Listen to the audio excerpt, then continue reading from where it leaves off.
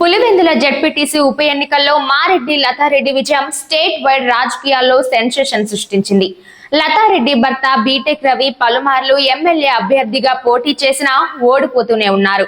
కానీ ఈసారి పులివెందులలో దాదాపు 6,000 ఓట్ల మెజారిటీతో గెలిచి ప్రత్యర్థిని కేవలం 600 ఓట్లకు కట్టడి చేశారు. మాజీ సీఎం జగన్ సొంత ఇలాకాలో ఈ ఘోర ఓటమి వైసీపీకి పెద్ద షాక్ గా మారింది. ఆమె విజయాన్ని ముందుగానే ఆశించిన ఇంత భారీ మెజారిటీని మాత్రం ఊహించలేదు. ఫలితం తెలిసిన వెంటనే సీఎం చంద్రబాబు, మంత్రి నారా లోకేష్ తో పాటు పార్టీ నేతలు అభినందించారు.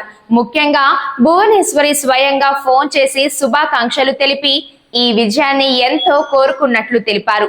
వైసీపీ పాలనలో ఎదుర్కొన్న ఒత్తిడి, చంద్రబాబు జైలుకెళ్లిన సంఘటన ఈ ఫలితానికి ప్రేరణగా మారిందని విశ్లేషకులు చెబుతున్నారు.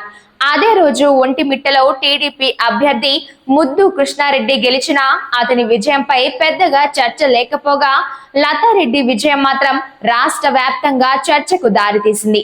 ఒక్క విజయంతోనే ఆమె టీడీపీ నాయకత్వం వద్ద స్టార్ ఇమేజ్ సంపాదించుకున్నారు.